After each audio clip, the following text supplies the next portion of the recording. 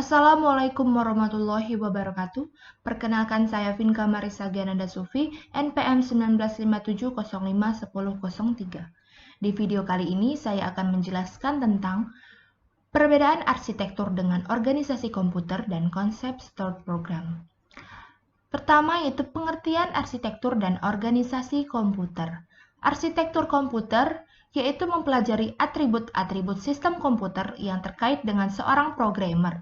Beberapa contohnya yaitu set instruksi dan mekanisme input-output. Sedangkan organisasi komputer yaitu mempelajari bagian yang terkait dengan unit-unit operasional komputer dan hubungan antara komponen sistem komputer.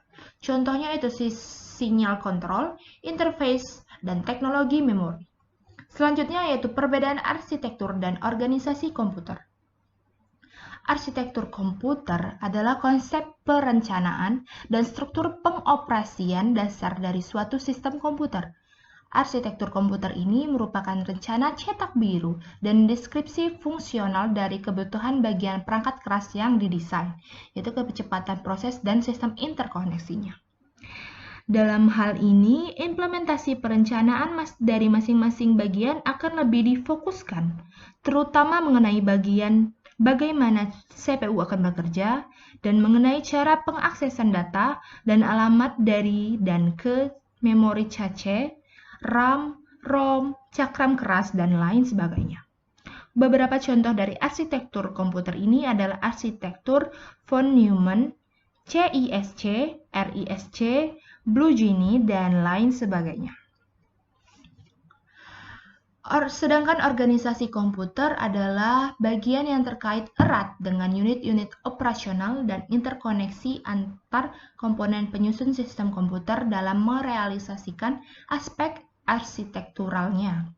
Contoh aspek organisasional adalah teknologi hardware, perangkat antarmuka, teknologi memori, dan sinyal-sinyal kontrol. Arsitektur komputer lebih cenderung pada kajian atribut-atribut sistem komputer yang terkait dengan seorang programmer. Contohnya set instruksi, aritmatika yang digunakan, teknik pengamatan, dan mekanisme input-output. Dan juga dapat didefinisikan dan dikategorikan sebagai ilmu dan sekaligus seni mengenai cara interkoneksi komponen-komponen perangkat keras untuk dapat menciptakan sebuah komputer yang memenuhi kebutuhan fungsional, kinerja, dan target biayanya. Selanjutnya ada stored program. Itu dikeluarkan oleh von Neumann. Stored program yaitu program atau kumpulan instruksi disimpan di suatu tempat memori, yaitu dinamakan memori. Kemudian instruksi tersebut dieksekusi. Sasaran yang akan dicapai komputer sesuai atau bergantung program yang disimpan untuk dieksekusi.